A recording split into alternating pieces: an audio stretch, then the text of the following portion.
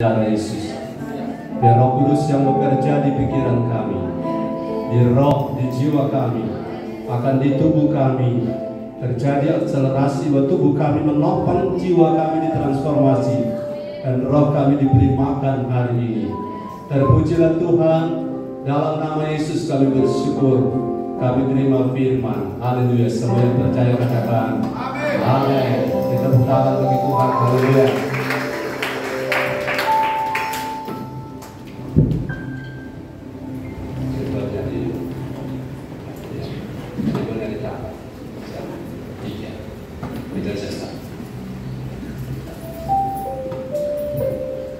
Salam sejahtera dalam kasih Tuhan kita Yesus Kristus.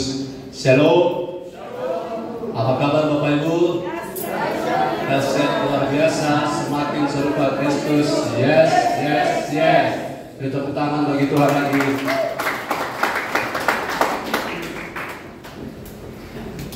1 Tesalonika pasal 5 ayat yang ke-23 dan Yohanes 6 ayat 63 kita akan baca bersama-sama. Pak Henry kita tolong. Mari kita berdiri bersama untuk membaca 1 Tesalonika 5 ayat yang ke-23. Terus membangun manusia roh. Haleluya. Jangan menyerah, terus membangun.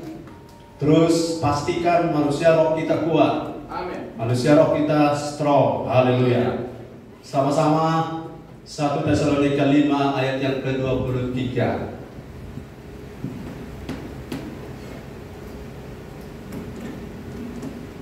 Sudah dapat kita baca 1, 2, 3. Semoga Allah damai sejahtera menguduskan kamu seluruhnya, dan semoga roh, jiwa, dan tubuhmu terpelihara sempurna dengan tak bercacat pada kedatangan Yesus Kristus Tuhan kita.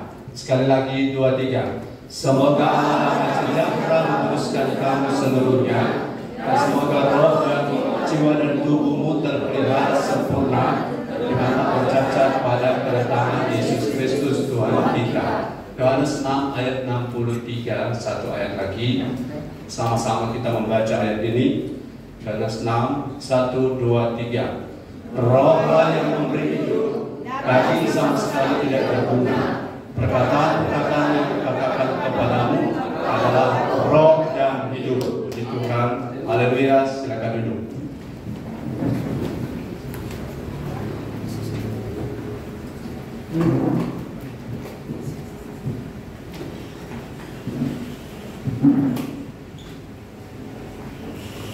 Bapak Ibu Saudara-saudara, kita perlu tahu bahwa masalah yang sebenarnya dari kehidupan kita adalah roh kita. Masalah yang sebenarnya yang harus kita perjuangkan, kembali di ayat 1 Tesalonika 5 ayat 23. Masalah yang sebenarnya menjadi pokok persoalan dari hidup kita adalah roh kita. Karena ayat ini mengatakan semoga Allah damai sejahtera. Damai sejahtera itu artinya antara Bapa, Anak, dan Roh Kudus itu sinkron, harmoni. Kalau dalam kita, roh, jiwa, dan tubuh kita harmoni. Ada kesesuaian satu dengan yang lain. Semoga Allah damai sejahtera menguduskan kamu seluruhnya, dan semoga roh, jiwa, dan tubuhmu terpelihara sempurna. Nah, perhatikan baik bahwa ayat ini sudah berkali-kali kita baca dan kita perhatikan urutan daripada dimensi yang namanya dimensi manusia. Itu bukan disebut tubuh lebih dulu, tetapi roh lebih dulu. Roh, jiwa, dan tubuh. Dan roh, jiwa, dan tubuh ini urutannya begini. Kalau roh kita terpelihara, jiwa kita yang berisi iri hati, galau, dengki, stres, marah, kecewa, itu kalau roh kita terpelihara, artinya dibangun, diberi makan, maka jiwa kita akan mengalami perubahan, akan mengalami transform, akan ada perubahan atau transformasi. Nah, proses ini tidak bisa kalau roh itu terlantar, kemudian jiwa kita isi. Karena jiwa kita mengandung atau terisi sesuatu yang lama. Saya jelaskan dulu begini. Waktu saudara dan saya lahir baru, waktu saudara dan saya lahir baru, saudara sudah tahu bahwa yang lahir baru bukan jiwa kita, tapi yang lahir baru adalah roh kita. Roh kita baru, yang lahir dari roh pasti bergerak dalam roh. Nah, kita lahir baru itu adalah roh kita. Yang lahir baru bukan jiwa dan tubuh, sebab jiwa kita tetap sama, tubuh kita tetap sama. Cuma persoalannya di jiwa kita terdapat manusia lama kita.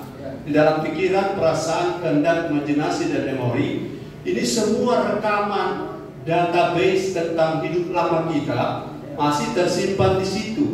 Jadi waktu kita bertobat, kita percaya Yesus, roh kita baru, maka yang namanya sin nature, dosa secara alamiah, itu diputuskan atau dibersihkan, selesai, dan roh kita baru.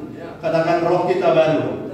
Nah, roh kita baru artinya kalau jiwa kita dan tubuh kita sudah tidak melekat lagi pada tubuh, kepada roh kita, maka waktu kita meninggal dunia bertambah satu gelar almarhum, maka kita pasti masuk surga.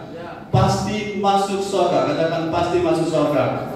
Nah, asal jangan meninggalkan Yesus, asal jangan tinggalkan Dia, atau bahasa Yunani apostasia atau murtad, atau meninggalkan titik di mana saudara percaya pada Yesus. Nah, kalau saudara sudah pasti selamat masuk surga, roh saudara baru, roh ini akan ke surga nanti. Dan roh ini persoalannya adalah, saya ulang-ulang supaya konsepnya tidak miss. Kalau saudara percaya Yesus hari ini dan lahir baru hari ini, kemudian maaf saudara meninggal hari ini, saudara pasti langsung surga. Langsung surga, tidak ada lagi singgah kemana-mana ya, kecuali anak sekolah minggu ditanya oleh guru siapa yang mau ke surga, semua angkat tangan. Satu anak tidak angkat tangan. Kenapa dia tidak angkat tangan? Karena mama pesan habis sekolah minggu langsung pulang. Nah, dia maksud langsung habis sekolah minggu sudah langsung mau ke surga. Tapi saudara, ke surga maksudnya ke surga nanti di sana. Dan kalau itu terjadi, rohmu adalah roh yang baru, benihnya dari Kristus, hidup baru, ciptaan baru. Kalau tubuhmu lepas dari rohmu, kau pasti surga. Tapi persoalannya, katakan persoalan.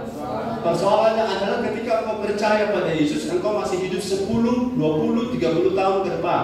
Itulah persoalan. Karena yang namanya sin nature, dosa alamiah sudah selesai. Yesus sudah bayar dengan darahnya. Ya, dengan darahnya. Dengan yang istilahnya Palestina, kita dosa terkeji sekalipun oleh darah Yesus sudah dihapuskan. Tetapi di dalam jiwa kita ada yang namanya sin habit. Itu kecenderungan orang masih berbuat dosa selama masih ada nafas, masih ada hayat di kandung badan.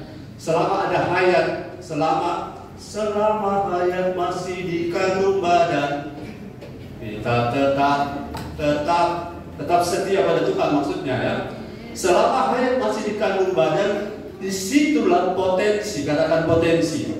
Potensi kita bisa tercemar, potensi kita bisa mengikuti arus dunia. Kita potensi bisa hidup di gereja tapi dengan cara kerajaan dunia. Potensi kita bisa, roh kita ada baru, tapi roh kita tidak diberi makan dan lemah. Dan akhirnya jiwa kita yang dominan, jiwa yang berisi dengan sin habit tadi, yang selalu iri hati, bersaing, yang pengen lebih unggul dari orang lain, yang pengen jadi hebat dan mengejar posisi, jangan salah paham, posisi itu baik, amin. Uang itu baik, katakan amin. Pekerjaan sukses itu baik, tetapi kejarnya kita bukan itu lagi. Karena kita kejar, itu yang saya sedang bahas hari ini, yaitu kita bangun hidup kita, roh kita, untuk menjadi serupa dengan Kristus. Katakan amin. Itu yang menjadi kejarannya kita. Jadi diberkati, oke, sukses, oke, tapi itu bukan tujuan kita. Katakan bukan tujuan. Sebab ada banyak orang ikut Yesus, rohnya baru, tetapi ketika dia ikut Yesus selama berpuluh-puluh tahun, dia stres. Kenapa stres? Karena yang dia kejar bukan Yesus. Yang dia kejar bahkan terbalik. Yesus jadi alat supaya dia sukses. Dia menyembah Tuhan supaya diberkati. Dia ibadah supaya usahanya dibukakan jalan. Dia selalu setia melayani supaya berkatnya melimpah. Itu benar, tetapi prioritasnya, posisinya yang terbalik. Amin. Terbalik. Cari dahulu kerajaan Allah dan kebenarannya, maka segala sesuatu akan ditambahkan. Halo? Aminnya cuma berapa orang? Cari dahulu kerajaan Allah dan kebenarannya, maka segala sesuatu akan ditambahkan. Itu sudah konsekuensi hukum sorga. Hukum sorga mengatakan, jika engkau merendahkan diri, engkau akan ditinggikan. Katakan amin. Jika engkau pengen jadi besar, engkau harus jadi yang terkecil. Itu hukum sorga. Kalau pengen hidup, engkau harus mati. Nah, hukum ini yang harus kita jalani. Dan sementara menjalani ini, kita tidak bisa menghandle kalau roh kita tidak diapa-apain. Atau Kristus di dalam kita, kan penginjilan adalah membawa Kristus pada hidup seseorang. Roh benih Kristus pada seseorang, di dalam roh kita memiliki benih Kristus, roh Kristus. Roh itu yang harus didewasakan supaya roh itu mendominasi yang namanya sin habit, kebiasaan berdosa yang masih menguasai kita sampai hari ini selama kita hidup. Dan kenyataannya, saudara-saudara, lebih banyak pelayanan tidak menyentuh rohnya, tetapi menyentuh jiwanya. Kata-kata kuncinya adalah saya puas tadi ibadah, saya puas dengan hadirat tadi, saya merasakan jamahan Tuhan, saya dikuatkan. Itu benar, saudara-saudara. Tapi yang paling inti Tuhan mau kasih tahu yang harus disentuh adalah roh kita. Katakan roh kita. Karena roh kita inilah yang akan membuat, walaupun jiwa kita tertekan seperti Paulus, dia tidak tawar hati. Katakan amin. Dia tidak tawar hati karena meskipun manusia lahiriah kita semakin merosot, walaupun ekonomi kita biasa-biasa saja, tetapi kalau roh kita terus-menerus diperbaharui, maka kita tidak akan fokus kepada apa yang kelihatan di mata, tapi kita akan fokus kepada apa yang tak kelihatan. Yang tak kelihatan, contoh roti dan iman. Iman tak kelihatan, roti kelihatan. Kita fokus bukan pada roti, tapi kita fokus pada iman. Karena iman yang mengalahkan dunia. Karena iman yang akan membuat roh Kristus dalam kita jadi dewasa. Itu sebabnya poin-poin ini, Bapak Ibu Saudara-saudara, poin-poin yang saya sedang bagikan di sini fokusnya adalah rohmu harus terpelihara. Terpelihara itu keep God, keep, dijaga seperti saudara jaga gawang, ya. Saudara kalau jaga gawang tidak main handphone, bukan? Saudara penjaga gawang yang profesional tidak main handphone. Malah walaupun ada nyamuk, dia tidak pakai itu nyamuk, dia tidak pukul itu nyamuk. Karena apa? Dia lagi konsentrasi. Karena kebobolan satu gol itu sesuatu yang sangat mahal harganya. Lalu kemudian dia tidak akan santai-santai di salah satu ujung tiang gawang itu. Dia akan keep. Itu sebabnya dia disebut keeper. Tahu keeper? Penjaga gawang, keeper, berjaga-jaga. Kemudian keep juga artinya guard artinya mengawal. Kalau ada sesuatu yang saudara perlu kawal di hidup ini, bukan tubuhmu yang pertama, bukan jiwamu yang pertama, tapi apa yang saudara perlu guard, itu kata pelihara itu adalah rohmu, adalah roh kita. Kalau saudara pelihara sesuatu, jadi ada yang pelihara anjing, ada yang pelihara bunga, ada yang pelihara jenggot, ada yang pelihara segala sesuatu. Saudara pelihara. Tapi lebih daripada semua yang saudara pelihara, saudara harus pelihara roh saudara. Karena apabila orang bilang begini, men sana in corpore sano, dalam jiwa ya, dalam tubuh yang sehat terdapat jiwa yang sehat. Di sini kita terbalik. Di dalam roh yang kuat terdapat jiwa yang tenang dan terdapat tubuh yang sehat. Karena tubuh akan berakselerasi menurut kondisi jiwa, dan jiwa akan ditentukan oleh kondisi roh kita. Kondisi roh kita baik-baik saja, jiwamu baik-baik. Kondisi rohmu baik-baik saja, jiwamu baik-baik saja, maka tubuhmu baik-baik saja. Ini teori. Orang kalau punya roh kuat, uang sedikit, uang bahkan tidak punya, tetap hatinya damai, tetap hatinya sejahtera. Sebab roh kita tidak tergantung uang, amin. Roh kita tidak tergantung materi, tetapi roh kita tergantung makanan rohani yang berlimpah-limpah dalam kita. Itu sebabnya dalam kerajaan Allah itu dimensinya adalah soal sukacita, soal damai sejahtera, soal kebenaran oleh Roh Kudus. Lebih daripada itu akan mengikuti kita dari belakang. Saya tunjukkan, saudara, saya baru pengantar ini. Saudara bisa dengar 1 jam, puji Tuhan, 2 jam, haleluya, ya. Sebab saya lihat rata-rata jemaat ini sudah doa tutup, haleluya, haleluya. Sudah doa tutup, masih 1 jam mereka ada di sini. Jadi daripada 1 jam itu orang masih ada di sini, lebih orang masih di khotbah 2 jam. Setelah mereka pulang, mereka masih singgah makan 2 jam lagi. Nanti di rumah, nanti sore baru sampai di rumah. Lebih baik orang 1 kali bikin ibadah sampai sore di sini, bawa makan di sini, haleluya, makan bersama di sini supaya apa? Roh kita makin kuat, roh kita makin strong, haleluya. Nah, sudah mana kata tadi kan? Haleluya. Jadi ketika saudara punya roh itu, saudara bangun, maka segala sesuatu akan ditambahkan. Saya ingatkan sekian ayat. Engkau harus beribadah pada hari ini kepada Tuhan Allah, maka roti makananmu akan diberkati, air minumanmu diberkati, segala penyakit akan dilalukan. Itu terjadi setelah kita bangun manusia roh. Katakan amin. Nah, aku akan diam di rumah Tuhan sepanjang masa dan menikmati kebaikan Tuhan, dan kebajikan kemurahan Allah akan mengikuti, ya, sukses mengikuti. Karena kita kejar membangun manusia roh menjadi seperti Kristus. Kemudian ada ayat yang sangat terkenal, cari dahulu kerajaan Allah dan kebenarannya, maka segala sesuatu akan ditambahkan. Sudah ada tapi ditambahkan. Sudah berapa? Sudah 3, 4 saya kasih.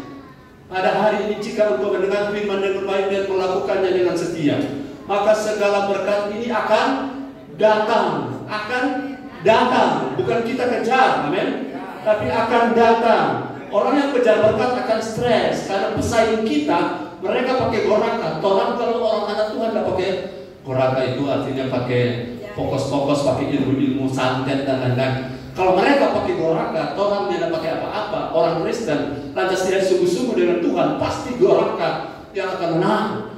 Karena persaingan itu betul. Kalau kita sungguh-sungguh dengan Tuhan, orang pakai goraka, susu dan saraba, tetap orang yang menang. Haleluya.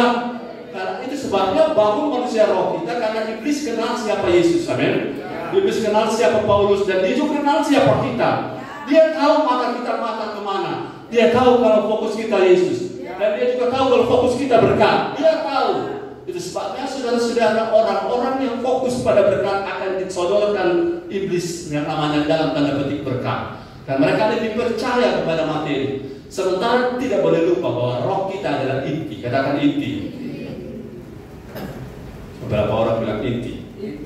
Roh kita adalah inti. Sama-sama 2, 3.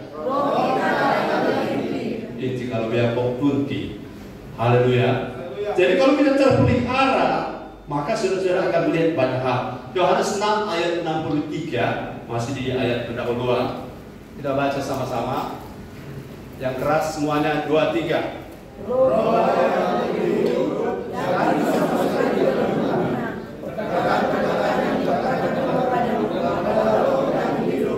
Sekali lagi 2, 3.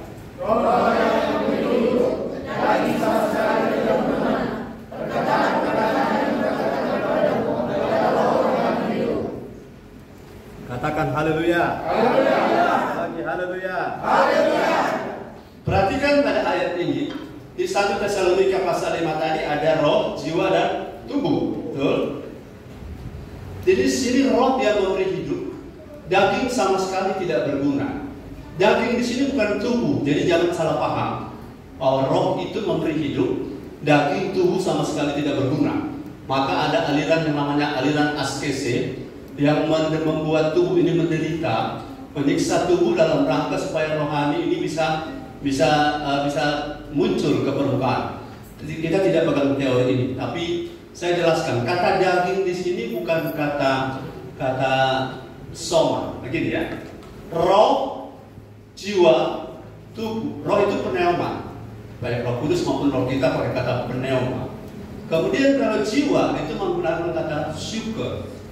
Psyche ini muncullah istilah psikologi, psyche. Yang ketiga dari 1 Tesalonika pasal 5 ayat 23 adalah soma. Tubuh ini soma. Dan soma itu yang dikatakan ikan di pantai.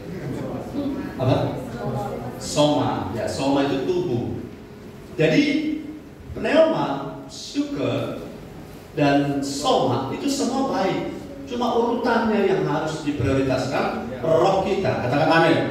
Nah, yang tidak berguna di ayat tadi, ayat 63, daging sama sekali tidak berguna. Kata yang digunakan bukan daging soma, tetapi daging sat, S-A-R, X. Self itu artinya apa yang ada di jiwa kita yang muatannya sin habit tadi, yang manusia lama yang masih terhisap di dalam jiwa kita, itu yang disebut sama sekali tidak berguna. Amarah, benci, kepahitan, sombong, ego, bersaing, rasa hebat, rasa pintar, rasa kuat, rasa dipakai Tuhan. Coba saudara daftarkan daftarnya panjang sekali. Saudara, banyak orang-orang lupa bahwa yang membuat kita tidak bisa muncul ke permukaan adalah jiwa yang belum ditransformasi. Sekali lagi, ada banyak orang lupa amarah itu ada di jiwa. Haleluya. Pengampunan itu ada di roh kita. Haleluya. Kebencian, saudara, amarah, sakit hati, kepahitan itu ada di jiwa. Tapi pengampunan, mengampuni, melupakan, memberkati itu ada di roh kita. Tapi bagaimana roh kita bisa aktif kalau roh kita tidak dijadikan fokus daripada ibadah kita, fokus dari pelayanan kita? Itu sebabnya kita gundah gulana, jiwa galau. Kenapa? Kita tidak bisa menghandle masalah-masalah kalau roh kita lemah. Dan kalau jiwa kita dominan, kita akan yang namanya internal konflik. Tahu internal konflik? Tiap hari ini di dalam itu bertentangan terus. Roh pengen menurun, tapi saat sekali daging itu dia melawan, dia pengen tidur, pengen segala sesuatu yang melawan kontra dengan apa yang Roh Kudus inginkan. Sehingga internal konflik ini, saudara-saudara, tiap hari membuat kita kehilangan damai sejahtera. Kabar baiknya adalah kalau rohmu kuat, damaimu berlimpah-limpah. Kabar baiknya kalau rohmu strong, maka sukacitamu tidak akan tergantung pada materi. Sukacitamu tergantung karena Yesus ada di hatimu. Karena Kristus dalam hati itu efektif dan dia bisa terus diaplikasikan, maka damaimu berlimpah-limpah. Saudara, jangan terbalik, katakan jangan terbalik. Ada orang ke gereja, ada orang dengar firman adalah supaya dia bisa melayani. Terbalik. Kalau kita dengar firman bukan supaya kita bisa melayani, tapi supaya kita bisa bangun roh kita. Ini prinsip filosofi yang baru bagi saya, dan saya bagikan bagi saudara. Kita tidak dengar firman untuk bagikan pada orang, karena firman itu untuk roh kita sendiri. Kalau kita punya roh terbangun, kita bicara, orang merasa ada dampaknya. Orang merasa ada sesuatu yang baru. Jangan kejar pelayanan, karena pelayanan tanpa bangun roh, tanpa bangun manusia, roh akan hancur berantakan. Dan jangan berjuang di kerajaan dunia ini tanpa saudara hidup dalam kerajaan Allah. Karena seluruh kerajaan akan tergoncang kecuali kerajaan Allah. Dan di kerajaan Allah semuanya fokus menjadi seperti Kristus. Haleluya. Ayo yang bergairah bilang haleluya. Katakan amin. Saya mau bangun, katakan saya mau bangun. Manusia roh saya. Masalah ekonomi, masalah rumah tangga, masalah kesehatan bergantung pada kondisi roh saudara. Posisi roh saudara menentukan kekuatanmu untuk mengatasi masalah. Posisi level roh menentukan engkau dapat nikmat untuk sukses atau tidak. Karena sukses, nikmat itu ada empat nikmat dari atas, nikmat dari dunia, nikmat dari setan-setan, dan nikmat dari hawa nafsu. Empat ini kalau tidak punya roh yang kuat, tidak memiliki the power of discerning dan sense of discerning, kita tidak mampu membedakan ini cara saya, ini cara sorga atau cara dunia. Karena kalau dunia yang paling penting ujungnya berhasil, amin. Tapi kalau kita bukan penting ujungnya, tapi bagaimana Kristus dilibatkan di dalamnya, bagaimana Kristus dihormati di dalam Kristus kita, bagaimana Kristus ditonjolkan di dalamnya. Kita berhasil adalah bagian Kristus yang akan intercept kita. Apa itu intercept? Akan campur tangan dan akan turut bekerja. Halo, paradigma baru ini adalah sesuatu yang sangat penuh, sangat prospektif. Haleluya. Di rumah tangga sudah pasti berhasil. Di pekerjaan sudah pasti sukses. Di kehidupan bisnis sudah pasti akan survive, bahkan bisa breakthrough. Tapi ingat, tujuannya bukan untuk sukses saja, bukan untuk berhasil saja, tapi supaya manusia roh kita bertumbuh dan makin menjadi seperti Kristus. Kalau kita seperti Kristus, bagaimana caranya? Haleluya, bagaimana cara membangun manusia roh? Ini penting sekali. Saya berinvestasi di sini, saudara. Saya berinvestasi di pengajaran, walaupun tidak mudah. Setiap minggu saya saudara lihat di mimbar. Ada yang mulai capek mendengar saya, tapi tidak ada masalah. Ada yang mulai hafal kita berbuka. Oh, dia masih cinta. Oh, haleluya. Ada yang mulai hafal gayanya. Ini kalau besok bilang kalimat ini semua berhenti di khotbah. Nah, sudah hafal semuanya, itu tidak masalah. Yang paling penting bagi saya, apa yang saya taburkan dan saya tanamkan di gereja ini, satu waktu akan membongkar bangkit kerajaan dunia di kota Manado. Dan orang-orang punya paradigma bergereja yang salah selama ini akan diubahkan. Katakan amin.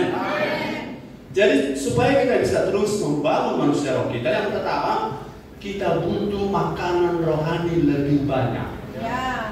Kita butuh makanan rohani lebih banyak. Katakan amin. Saudara-saudara, saya lihat dan jangan marah. Orang punya kecenderungan mencari hiburan. Penghiburan yang sebenarnya kalau rohmu kuat. Dan orang kalau masih lebih tertarik pada penghiburan yang dilakukan, walaupun ada muatan rohaninya, saya beritahu saudara, itu masih area jiwamu. Dan jiwamu tidak bisa menghandle masalah kalau rohmu tidak disentuh. Jiwamu tidak bisa menangani masalah kalau rohmu tidak dibangun. Ini inti yang saya bagikan. Yang pertama, kita butuh makanan rohani lebih banyak. Mari kita lihat Ibrani 5, 12-14. Ibrani 5, 12 sampai ayat 14. Saudara masih bersama saya, bilang amin. Haleluya. Haleluya. Ibrani 5 ayat 12 sampai 14. Haleluya. Firman Tuhan, sebab sekalipun kamu ditinjau dari sudut waktu, sudah seharusnya menjadi pengajar, kamu masih perlu lagi diajarkan asas-asas pokok dari pernyataan Allah, dan kamu masih memerlukan susu, bukan makanan keras. Ayat 13, sebab barang siapa masih memerlukan susu, ia tidak memahami ajaran tentang kebenaran, sebab ia adalah anak kecil. Ayat 14, tetapi makanan keras adalah untuk orang-orang dewasa, yang karena mempunyai panca indera yang terlatih, untuk membedakan yang baik daripada yang jahat. Haleluya. 15 sudah. Tapi makanan keras adalah untuk orang-orang dewasa. Dewasa ini orang dewasa, bukan dewasa fisik, tapi dewasa roh. Saudara mau dewasa roh?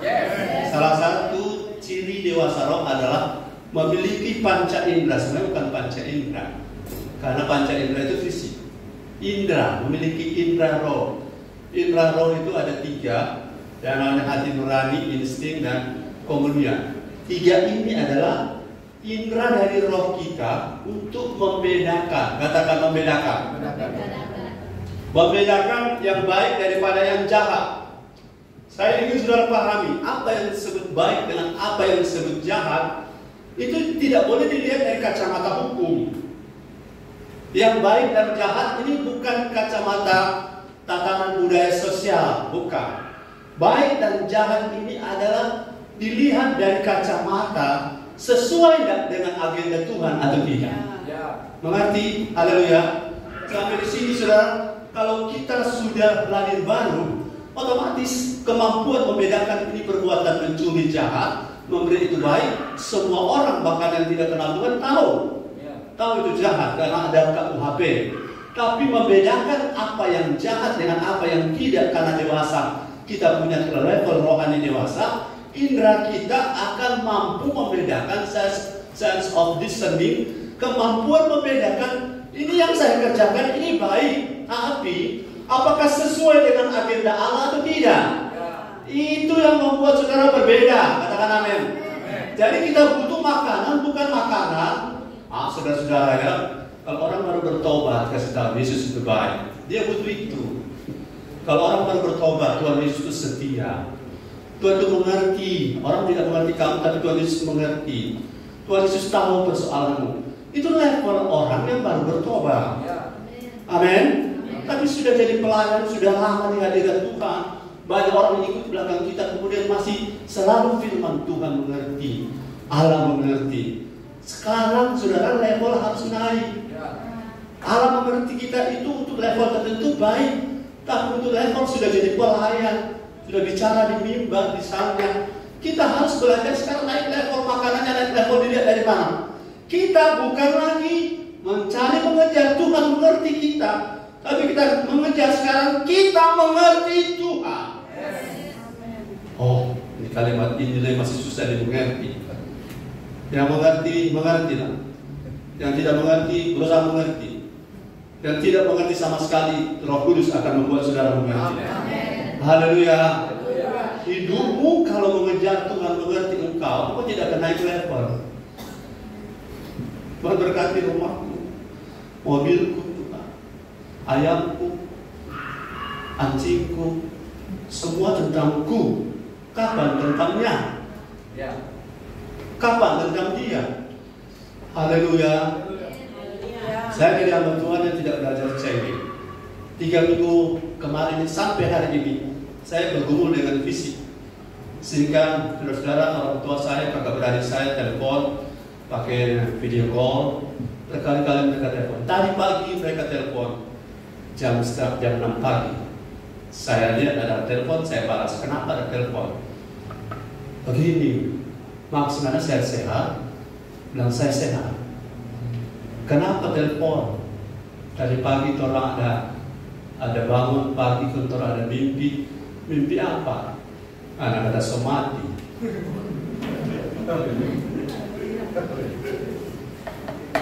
Hidupku bagi Kristus. Haleluya.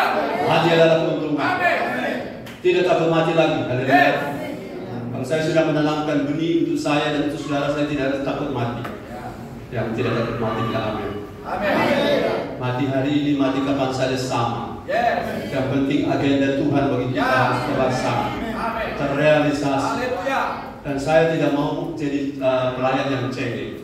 Saya tahu semua apa yang pada hidup saya Tuhan mengerti. Tapi saya harus belajar mengerti apa mau Tuhan. Ada banyak alasan untuk kita mundur, tapi saya mau belajar mengerti Tuhan. Bahwa Tuhan punya rancangan mengenai kita, bukan mundur, bukan kecewa, bukan gagal, bukan patah arah, bukan patah semangat.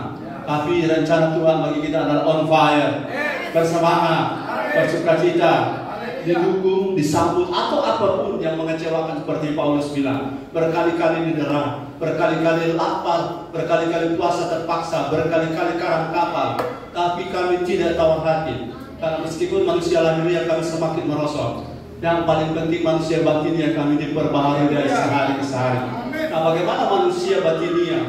Batinia itu kalau dibagi roh, jiwa dan tubuh, batinia adalah masuk kategori di roh, jiwa dan tubuh ada 2 bagian, yang kelihatan dan yang tak kelihatan. Yang kelihatan itu adalah fisik, yang tak kelihatan adalah jiwa dan roh kita. Manusia batinia yang dimaksud oleh Paulus fokus pada roh. Kalau roh terus diperbaharui, maka kita akan memiliki kekuatan dari sorga. Kita akan memiliki tenaga. Karena orang tidak makan pasti akan lemah. Kalau orang tidak makan pasti akan ngomel. Orang tidak makan pasti akan kekurangan gizi. Orang yang tidak makan akan stunting, akan terhambat pertumbuhan. Itu sebabnya ada banyak salah paham yang sedang terjadi. Orang mengejar sesuatu yang sebenarnya bukan Kristus. Orang mengejar firman yang menghibur, baik, tapi bukan Kristus. Orang mengejar sukses, itu baik, tapi bukan Kristus tujuan akhirnya. Itu sebabnya banyak ketika gagal, mereka bilang, Tuhan, engkau ada di mana? Tuhan, di mana engkau? Saya sudah setia melayani. Saya sudah menabur, di mana engkau? Tuhan bilang, saya ada di sini. Saya punya agenda, supaya kamu tahu, supaya kamu makin dewasa. Agendaku yang pertama bukan engkau sukses. Agendaku yang pertama bukan engkau diberkati. Agendaku yang pertama bukan engkau kaya. Tapi agendaku yang pertama engkau jadi seperti anakku Yesus Kristus, serupa Kristus. Kalau kita serupa Kristus, semua masalah, angin, badai, topan, semua tenang. Karena Yesus punya otoritas atas segala alam.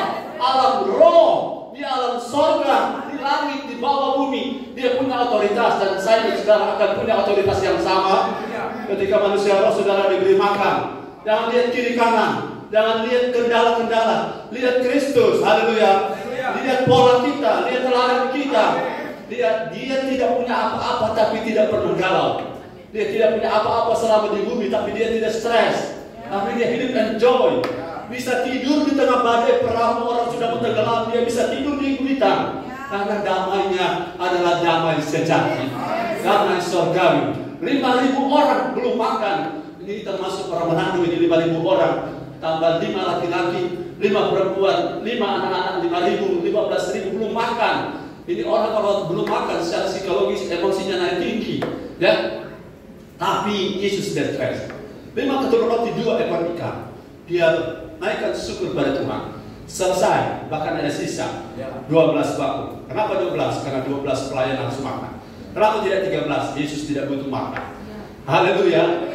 Yesus punya makanan adalah melakukan kehendak Bapa di surga. Itulah kita. Haleluya. Saudara punya roh ini supaya bisa terus dibangun, kita butuh makan. Makanan yang mana? Bukan susu. Bukan susu. Tapi lihat Matius 4 ayat 4. Saudara masih bersama saya, bilang haleluya. Ayo bilang kiri kanan, tetap semangat. Haleluya. Firman Tuhan, tetapi Yesus menjawab, ada tertulis, manusia hidup bukan dari roti saja, tetapi dari setiap firman yang keluar dari mulut Allah. Haleluya. Manusia itu roh, jiwa dan tubuh kita. Bukan hidup dari roti saja. Roti itu soma, itu tubuh kita. Tetapi dari setiap the word of God, the God proceeding word, firman yang keluar dari mulut Allah. Saudara-saudara, saya tanya, ini orang yang pernah belajar teologi, apa di Alkitab ada tertulis iblis pernah bicara? Iblis pernah bicara di Alkitab? Pernah ada tulis ayatnya ada? Oke, iblis bicara pakai ayat firman juga? Ya, dia kutip ayat. Nah, karena sudah masuk dalam konteks kanon, maka itu dihitung firman Allah. Nanti belajar di kanonisasi, tapi kita tidak bahas di sini. Apapun yang iblis ucapkan, walaupun pakai ayat, tapi kalau itu yang ngomong adalah bukan dari mulut Allah, itu bukan firman Allah. Katakan amin. Ayo brothers, mau dipakai Tuhan, mau diurapi Tuhan, mau diberkati Tuhan. Kita maaf, saya punya kalimat ini perbanyak menjebak orang. Saudara, mau dipakai Tuhan itu baik, mau diurapi Tuhan itu baik. Tapi sekali lagi, kalau kita jadi seperti Kristus, kita bukan butuh firman tentang urapan. Kita bukan butuh firman tentang mujizat, bukan. Kita butuh firman tentang bagaimana kita serupa Kristus, dan firman itu firman keluar dari mulut Allah. Perhatikan seluruh Alkitab, kalau saudara perhatikan tentang perjanjian baru, seluruh fokusnya adalah Kristus. Bahkan perjanjian lama dari kitab perjanjian sampai Maleakhi, fokusnya adalah Kristus. Jadi saudara punya roh menjadi besar, firman yang saudara dengar harus firman yang keluar dari mulut Allah. Mulut Allah artinya untuk kepentingan Allah. Amin. Mulut Allah artinya untuk agenda Allah. Haleluya. Jangan salah paham, saya jelaskan lagi supaya clear ya. Kita diberkati adalah kehendak Tuhan. Kita sukses adalah kerinduan Tuhan. Tapi di atas semua itu Tuhan punya kerinduan adalah supaya kita bisa naik level jadi seperti Kristus. Dan semua yang saya sebutkan tadi akan mengikuti kita dari belakang. Saya percaya ini bertepuk tangan bagi Tuhan. Haleluya. Haleluya. Itu sebabnya saudara-saudara, makanan rohani bagi kita itu penting. Makanan rohani, saudara, baik-baik saya ingatkan, tidak setiap orang mengutip ayat itu pasti tujuannya menjadi seperti Kristus. Karena ada orang mengutip ayat adalah untuk supaya, maaf saudara-saudara, kembali lagi saya ulang-ulang, hanya supaya secara humanistik seseorang itu sukses. Tapi saya tidak anti sukses. Saya suka punya jemaat yang sukses. Tapi sukses seperti Kristus. Saudara bayangkan begini. Bayangkan kalau ada orang bisa sukses dan kaya raya, tapi hidupnya tidak seperti Kristus. Apa yang akan terjadi? Arogansi akan muncul. Rasa hebat akan muncul. Rasa mandang enteng orang lain akan muncul. Bayangkan kalau saudara jadi hebat di luar Kristus, itu roh-roh dunia akan mempermainkan kita. Galatia 4 ayat 3. Coba lihat. Galatia 4 ayat 3. Firman Tuhan, demikian pula kita, selama kita belum akil balik, kita takluk juga kepada roh-roh dunia. Ya, jelas saudara-saudara.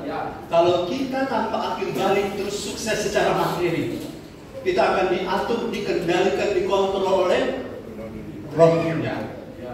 Tapi bukan berarti gembala terang susah-susah aja terus begini supaya roh dunia ini tidak mengambil alih hidup kita. Bukan itu salah paham. Yang saya maksud adalah diberkati kemudian akil balik, diberkati dalam posisi rohani yang mantap, yang bukan makanan susu tapi makanan keras, sehingga panca indera bisa terlatih, indera bisa terlatih, ya, bisa membedakan mana yang Tuhan mau, mana agenda Tuhan, mana yang bukan. Haleluya. Saya ulang lagi supaya saudara jangan ulang salah paham. Diberkati adalah kehendak Tuhan. Sukses adalah kehendak Tuhan. Kemarin sudah di acara tanggal 10 kita dapat berkat di foto-foto luar biasa. Wajah yang pas-pasan, kalau tukang fotonya profesional dapat lihat gagah. Haleluya. Terima kasih untuk foto-foto itu. Karena apa saudara-saudara? Orang-orang kejarnya pada sesuatu titik yang sebenarnya itu akan otomatis ada kalau kita kejar Yesus. Katakan amin. Yang kedua, kalau kita terus bangun manusia roh kita, maka kita harus apa? Kita butuh orang. Katakan butuh orang. Butuh orangnya Tuhan yang serius membangun. Yeremia 3:14-15. Bagi yang baru pertama kali beribadah, kita biasa khotbah sini 1,5 jam, tapi bisa jadi lebih cepat, bisa lebih lama, tergantung Tuhan. Nah, saya sudah lompat satu ini, tapi saudara, saya ingin Roh Kudus yang bekerja, bukan kekuatan saya. Yeremia 3:14-15. Firman Tuhan, kembalilah hai anak-anak yang murtad, demikianlah firman Tuhan, karena aku telah menjadi Tuhan atas kamu, aku akan mengambil kamu, seorang dari setiap kota dan 2 orang dari setiap keluarga, dan akan membawa kamu ke Sion. Ayat 15. Aku akan mengangkat bagimu gembala-gembala yang sesuai dengan hatiku. Haleluya. Mereka akan mengembalakan kamu dengan pengetahuan dan pengertian. Terima kasih. Aku akan mengangkat bagimu gembala-gembala yang sesuai dengan hatiku. Sesuai dengan hatiku sama dengan tadi. Sesuai dengan agenda Tuhan. Agenda Tuhan adalah saudara cari kerajaan Allah. Dan segala sesuatu yang saudara dicari oleh bangsa-bangsa yang tidak mengenal Allah akan Tuhan tambahkan. Itu agendanya Tuhan. Saudara menjadi seperti Kristus. So tidak repot lagi, Tuhan kuatkan saya, Tuhan bela saya, Tuhan tolong saya. Karena masalah itu kenal siapa saudara. Masalah, persoalan, pergumulan, bahkan setan pun kenal siapa saudara. Dan setan bilang jangan ganggu kami, ya. Kalau Yesus waktu turun di Gadara, yang ngomong bukan Yesus. Yesus tidak bilang setan jangan macam-macam di sini. Tapi waktu Yesus turun di Gadara, setan yang ngomong, Tuhan Yesus jangan ganggu kami. Itulah level kita. Saudara tidak takut lagi dengan kuburan. Katakan amin. Nah, sesuai dengan hati Tuhan, nanti sesuai dengan agenda Tuhan. Saya bersyukur di jemaat ini tahan bantingan. Katakan tahan bantingan. Ditegur, terima, ya, didisiplinkan, menerima. Karena apa? Saudara tidak butuh pendeta saja. So tidak butuh pengkhotbah saja, sebab pengkhotbah banyak di YouTube. So tidak butuh pendeta saja, sebab pendeta bisa diundang-undang. Saudara butuh seorang yang berbeban dengan pertumbuhan rohani saudara, yang menjadi builder, yang membangun saudara. Dapat sesuatu atau tidak dapat sesuatu itu bukan persoalan, karena Tuhan sedang mengangkat orang yang sesuai dengan hati Tuhan. Saudara, saya akan bacakan di tempat lain, ada banyak saudara gembala upahan. Gembala upahan adalah matanya dilihat, fokusnya adalah berkatmu. Tapi gembala yang diangkat oleh sesuai hati Tuhan, dia fokus kepada menggembalakan. Kata menggembalakan, cuma lihat bahasa Inggrisnya, diulangi, ulang-ulang supaya saudara paham bahwa untuk bangun manusia roh kita butuh orangnya Tuhan. Dan saya berusaha berdoa supaya saya di-approve oleh Tuhan, menjadi orangnya Tuhan. Agenda dalam hidup saya adalah menjadi seperti Kristus, bukan yang lain. Karena yang lain pasti mengikuti dari belakang. Kita sudah sama di sini, katakan amin. Yang lain pasti mengikuti kita dari belakang. Kalau saudara kejar dia, saudara berkat itu kalau dikejar sama seperti jinak-jinak orang mati. Saudara waktu saudara dekat, dia bisa dekat, tapi waktu saudara kejar dia terbang. Tapi kalau saudara kejar Tuhan, berkat akan mengejar saudara. Ayat 15 deh. Ayat 15. Ya, oke. Sama-sama kita maaf jemaat-jemaat yang dari Paniki, kita sedikit-sedikit berbahasa Inggris karena kita mau go public. Haleluya. Kalau ada bule datang nggak perlu berterjemah. Langsung bisa tangkap. Haleluya. Sama-sama 2, 3. And I will give you a soul according to my heart, which shall feed you with knowledge and understanding. Masih ingat ayat yang sangat terkenal, umatku binasa karena tidak mengenal. Hosea pasal 4 ayat 6. Karena lack of knowledge. Yang diberitahu saudara harus ada 2, knowledge and understanding, pengetahuan dan pengertian. Hosea pasal 4 ayat 6. Minta maaf saudara-saudara, orang-orang yang selalu minum susu saja, sudah waktunya jadi pengajar susu terus, mereka akan berpotensi binasa. Karena pengajaran yang bahaya yang paling besar sekarang bukan COVID yang bisa membuat orang masuk neraka. Orang COVID mati bersama Yesus masih bisa masuk surga. Orang Ukraina korban perang dengan Uni Soviet atau Rusia, kalau mereka tetap dengan Yesus tetap surga. Orang karena kelaparan tidak makan tapi tetap pegang Yesus tetap surga. Tapi kalau ajarannya salah, ajarannya keliru, misleading, dituntun ke arah yang salah, itu senjata iblis sekarang. Senjata iblis mengalihkan fokus kita dari Yesus kepada berkat saja, dari Yesus kepada sukses saja. Sekali lagi saudara jangan salah paham, sukses itu baik, berkat itu baik, tapi fokus kita harus Yesus. Menjadi seperti Kristus. Ayat ini bilang apa? Umatku, sama-sama 2, 3. Umatku binasa karena tidak mengenal Allah. Karena engkaulah yang menolak pengenalan itu, maka aku menolak engkau menjadi imamku, ini gembala. Dan karena engkau melupakan pengajaran Allahmu, maka aku juga akan melupakan anak-anakmu. Bahasa Inggrisnya bilang apa? Umatku binasa, my people are destroyed for lack of knowledge. Kekurangan pengetahuan. Saudara, saya ulangi lagi bahwa kita butuh orang yang terus-menerus tanpa capek membawa saudara menjadi seperti Kristus. Amen. Inilah tujuan kita ada di gereja. Haleluya. Gereja bukan hanya pelayanan diakonial. Gereja bukan hanya pelayanan kalau saudara mati ada yang memimpin. Gereja bukan pelayanan kalau saudara menikah ada yang menikahkan. Kalau saudara sakit ada yang mendoakan. Tapi gereja harus menjadi eklesia. Eklesia rumah Allah. Eklesia yang sebenarnya adalah parlemennya Allah yang ada di kota Manado. Jadi semua prinsip-prinsip kerajaan Allah dieksekusi di gereja melalui orangnya Tuhan. Supaya apa? Semua kita bergerak dalam satu tujuan yang sama.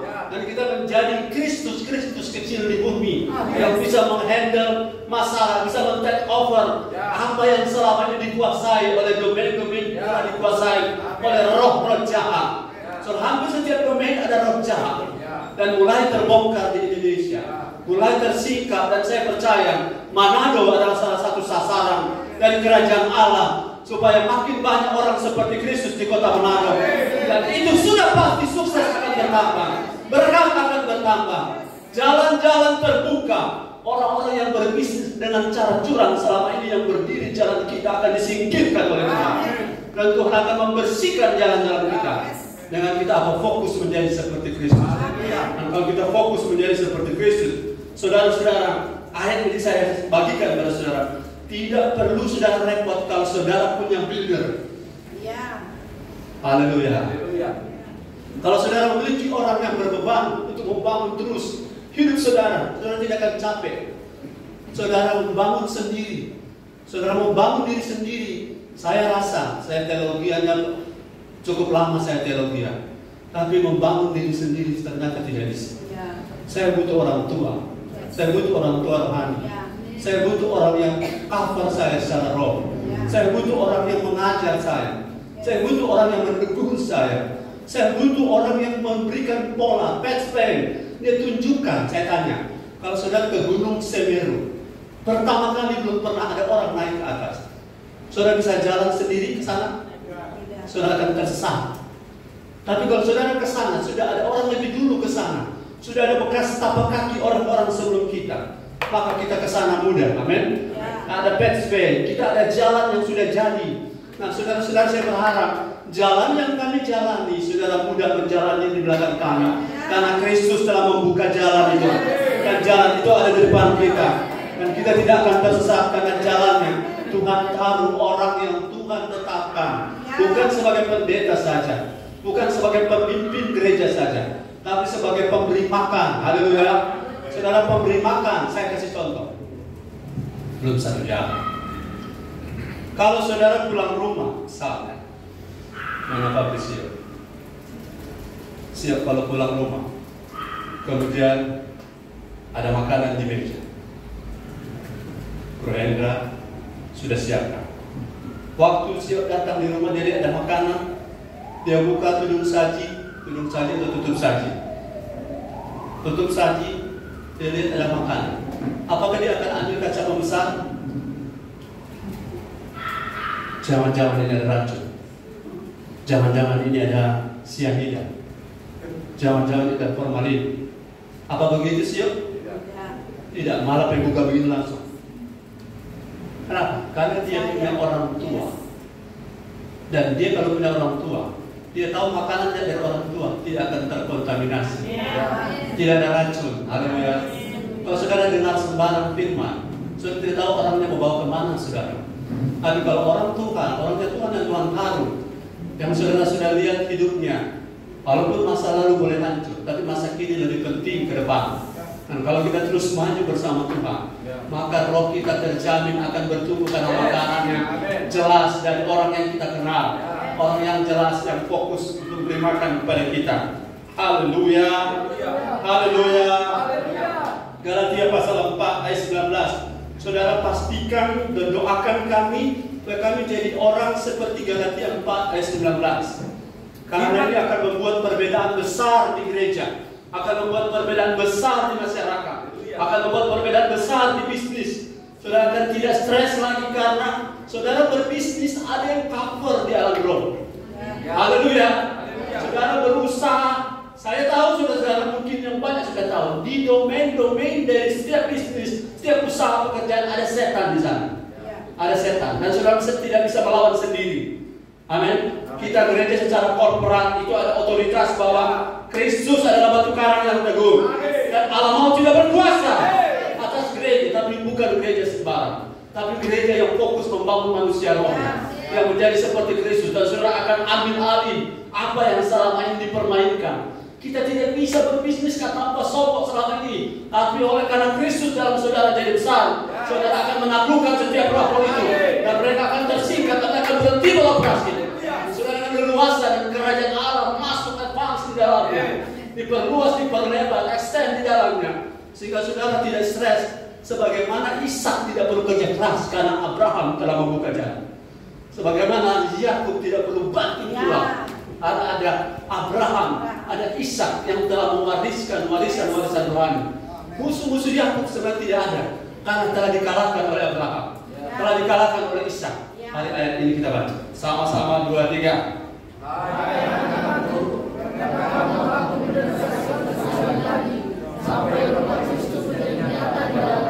Yang keras sama-sama 2, 3. Hai anakku, karena kamu akan menderita sakit lagi sampai Tuhan Kristus menjadi nyata di dalam kamu. Aku menderita sakit bersalin. Yang pernah melahirkan bilang amin. Nah, sakit bersalin itu kami mengalami sakit bersalin. Sakit bersalin itu begini. Tidak mudah saudara. Memimpin diri sendiri saja tidak mudah. Apalagi memimpin istri. Haleluya. Apa memimpin jemaat tidak mudah. Jangan lihat kami berdiri di mimbar pakai dasi. Satu-satunya yang berdasi. Jangan lihat berdiri di mimbar itu enak. Jangan berdiri di mimbar itu populer, walaupun disimpan di YouTube. Jangan dilihat berdiri di mimbar itu sebagai sesuatu yang sifatnya entertainment. Bukan. Di sini ada beban. Di sini ada beban. Sepanjang minggu saya bertanya Tuhan, walaupun untuk orang bilang, enggak lah, orang kan so stres 1 minggu, kasih firman yang fresh. Yang membuat fresh kita bukanlah ayat-ayat hiburan. Kalau ayat hiburan kan saya kirim tiap pagi. Selamat pagi, good morning, tetap kuat, tetap sehat. Tapi firman hari Minggu ini kita punya roh memakan. Kita punya roh memakan. Dan untuk membuat menciptakan atau menyediakan makanan seperti orang yang sedang sakit bersalin.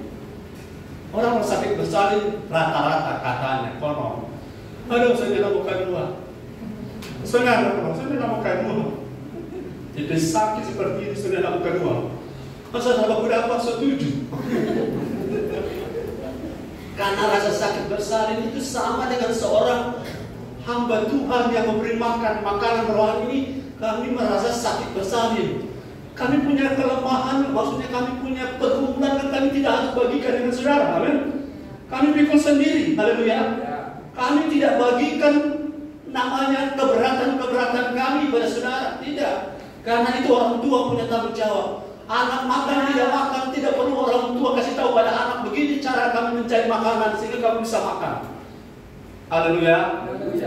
Karena itu siapa suruh jadi orang tua.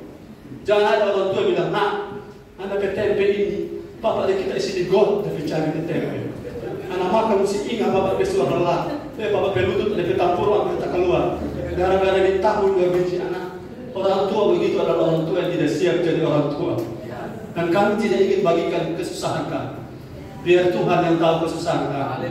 Kami punya orang tua di atas yang cover kami. Bagian saudara adalah dengarkan makanan yang kami bagikan. Kata dengar sama dengan makan. Makan sama dengan dengar. Dan dengar firman, roh sedang makan. Katakan, saya dengar firman. Semuanya saya dengar firman. Roh saya sedang makan. Nah, jadi dengar firman sama dengan sedang makan. Dan ketika seorang seperti kami berusaha, saudara saya selalu berusaha kali suami istri untuk clean and pure in marriage, money, moral, and motive, terutama motif. Kami tidak punya motif untuk mencari uang. Kami mencari perkenanan Tuhan. Karena kalau Tuhan berkenan, uang datang. Kami punya motif adalah bukan terkenal. Tapi kalau Tuhan berkati dan berkenan, terkenalan maksud saya, itu adalah bagian yang tidak bisa kita tolak. Yang penting jaga hati. Haleluya. Jaga hati, jaga hidup. Dan kemudian banyak hal lain lagi. Karena rasa sakit bersalin ini bagi seorang yang berbeban untuk pertumbuhan gereja, itu tidak semua orang mengerti, tidak semua orang paham. Tapi biarlah kami yang pikul itu. Haleluya. Haleluya. Bagaimana cara meringankan rasa sakit bersalin? Ya, jangan seperti bidan di rumah sakit. Tante lagi, ada sakit. Bidan nggak begitu. Itu deh Pak. Tambah deh Pak. Tambahan maksud. Kalau bidan seperti ini kasih bukan menolong. Dan bidan begini perlu ditata kembali.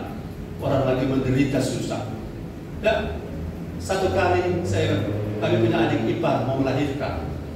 Saudara melahirkan susah sekali. Kami diundang untuk berdoa dan saya berdoa. Waktu saya berdoa, saudara, saya tengking 2-3 kali lebih kuat dari biasa. Dalam nama Yesus. Saudara tahu kenapa saya kuat sekali berteriak? Saya berdoa supaya bayinya keluar. Dan juga karena tangan saya tanpa sengaja, si ibu yang lagi sakitan dia ramas kalau ditaruh di besi. Pada saat yang sama dia baterinya buat tape jari talipa. Dan dalam nama Yesus, supaya keluar tuh bayi yang dari jari kasih yang Tuhan. Dan berasa itu susah. Mari lihat kami sebagai hamba Tuhan yang rasa sakit bersalin supaya jemaatnya rupa Kristus itu bisa muncul. Kristus dalam kita bisa nampak, bisa jadi nyata dalam kita. Karena kalau itu jadi kenyataan, saudara punya masalah yang selama ini masalah, saudara bukan lagi anggap masalah. Yang selama ini saudara terasa berat, ditekan, dihina, dicemooh, dihempaskan, saudara rasa selama ini berat. Dan kalau saudara punya Kristus dalam roh saudara nyata, muncul ke permukaan, saudara tidak rasa berat lagi. Karena saudara punya kekuatan dari sorga. Bagaimana Kristus bisa bilang ampunilah mereka karena mereka tidak tahu apa yang mereka berbuat. Saudara bisa seperti Kristus. Haleluya. Haleluya. Kalau masih tahan, yes, masih tahan. Haleluya. Nah, mari kita lihat yang terakhir. Puji Tuhan.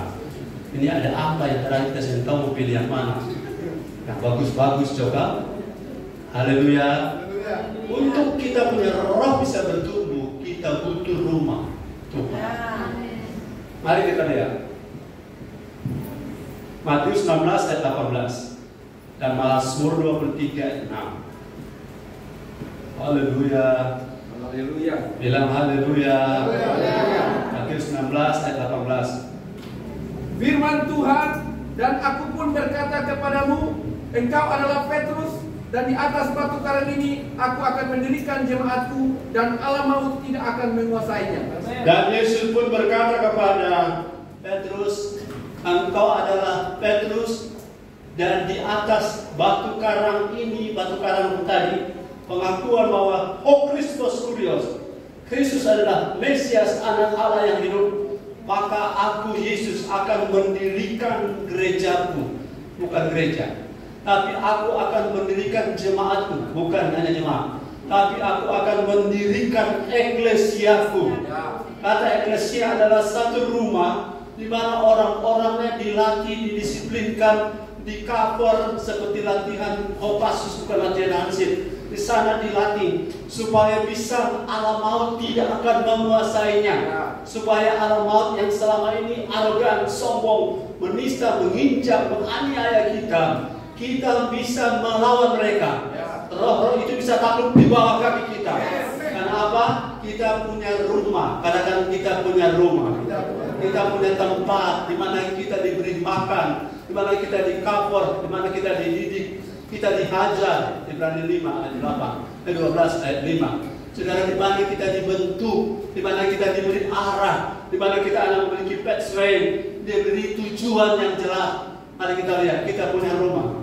Firman Tuhan, dan sudah lupakah kamu akan nasihat yang berbicara kepada kamu seperti kepada anak-anak? Yes. Hai anakku, janganlah anggap enteng didikan Tuhan, dan janganlah putus asa apabila engkau diperingatkannya. Ayat 6. Ayat 6, karena Tuhan mengajar orang yang dikasihinya, dan ia menyesak orang yang diakuinya sebagai anak. 7, jika kamu harus menanggung kejaran, Allah memperlakukan kamu seperti anak. Di manakah terdapat anak yang tidak dihajar? 8. Tetapi jikalau kamu bebas dari ganjaran yang harus diderita setiap orang, maka kamu bukanlah anak, tetapi anak-anak gampang. Haleluya. Haleluya. Saudara, saya punya kakak beradik ada 4.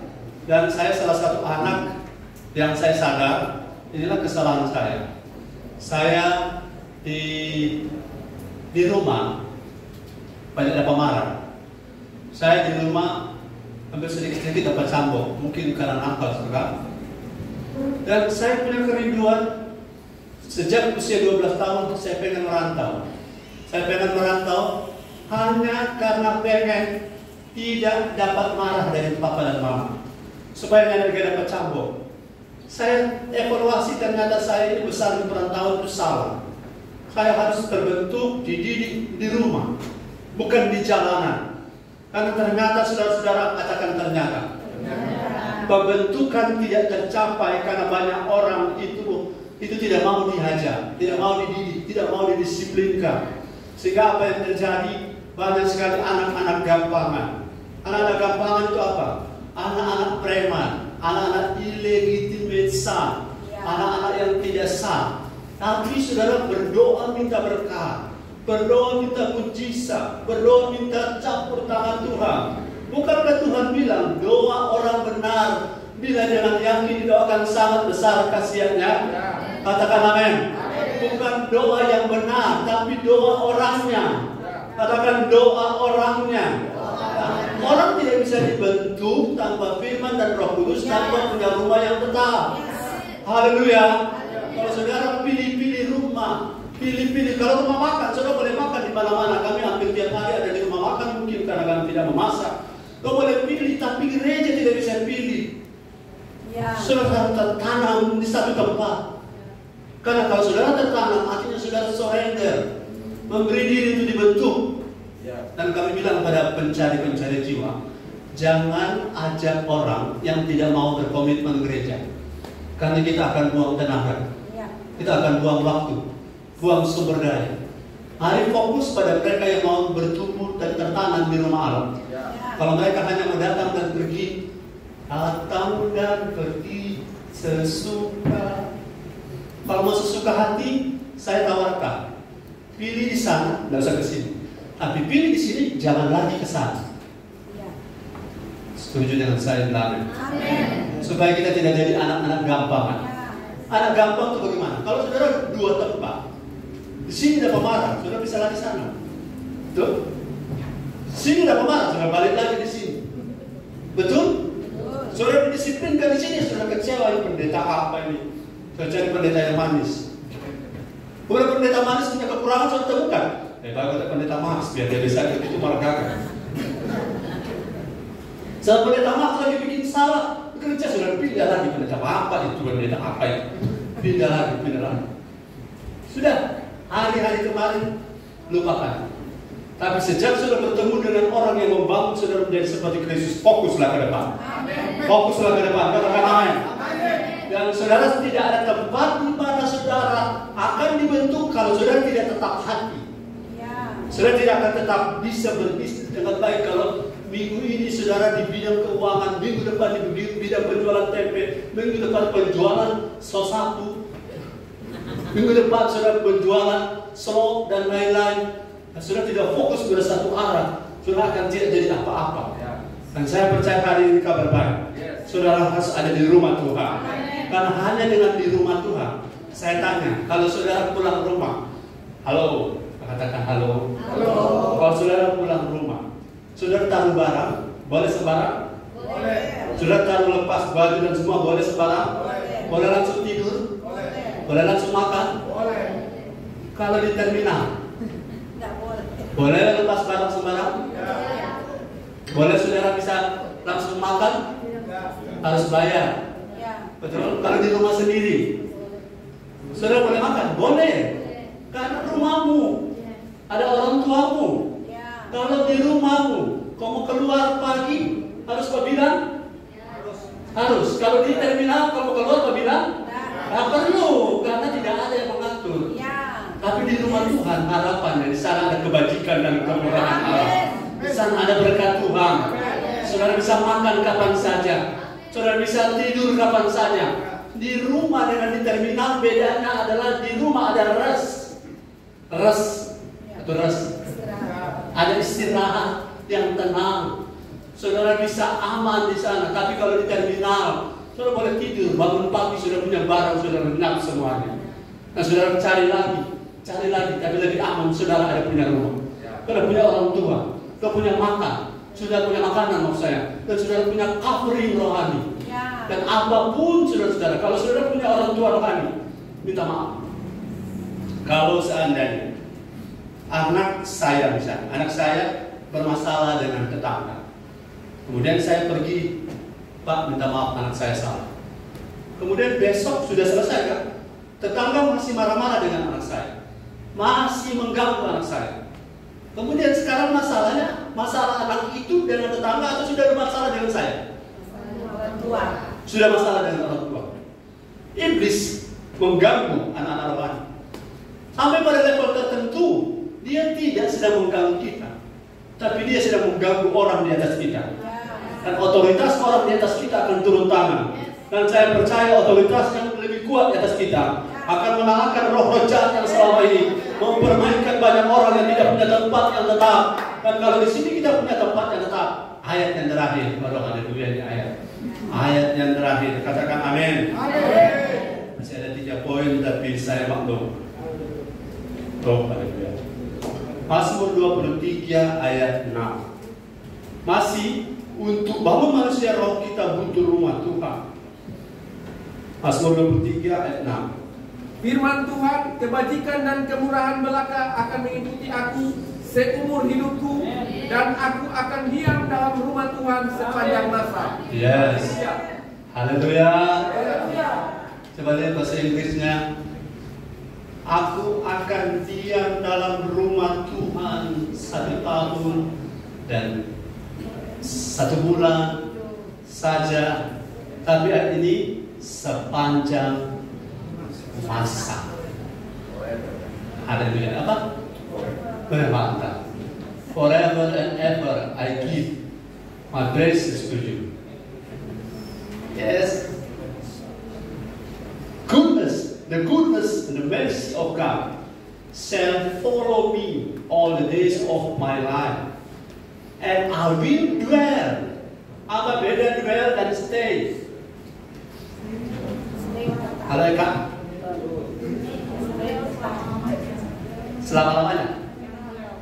Dwell. Kalau stay hanya satu malam, mampir, singgah, berkunjung, jadi tamu, terus datang visit, ya, hanya berkunjung. Tapi supaya the goodness and the mercy of God shall follow you and me all the days of our life. Kita harus apa? I will dwell. The dwelling place, tempat perlindungan yang kekal hanya Tuhan. Nama Tuhan adalah menara yang kuat. Kesanalah orang benar berlari mendapatkan perlindungan. Di mana ada rumah Tuhan, di situ ada hadirat Tuhan. Di mana ada rumah Tuhan, di situ ada kasih sayang Tuhan. Di mana ada rumah Tuhan, di situ ada di dalamnya the goodness and the mercy of God berlimpah-limpah. Seumur hidupku akan mengikuti aku dari belakang, tapi dari tanggung jawab saya, I will bear. Kalau ada jemaat di sini, Bro Agus dari Surabaya, Jakarta, kecuali Jakarta, yang dari Manado, yang bergereja hari ini pertama kali. Kalau saudara belum punya jemaat, saya sarankan berdoa supaya saudara punya tempat, tempat yang tetap. Karena pohon kalau ditanam minggu lalu di sana, pindah tanam di sini, pindah tanam di Manado Tua, tanam di Nain, tanam di Gangga, dan akhirnya tanam di Lembe. Sampai PT kemari, memang segala bangsa model. Karena tidak ada patron, tidak ada pola, tidak ada arah. Karena Kristus harus jadi tujuan kita. Kalau kita jadi seperti Kristus, dimanapun kita pergi, orang diberkati Tuhan. Tuhan Yesus memberkati kita. Haleluya. Beri tepuk tangan bagi Tuhan. Hari ini kepala saya berdoa. Dalam segala keberadaan kami,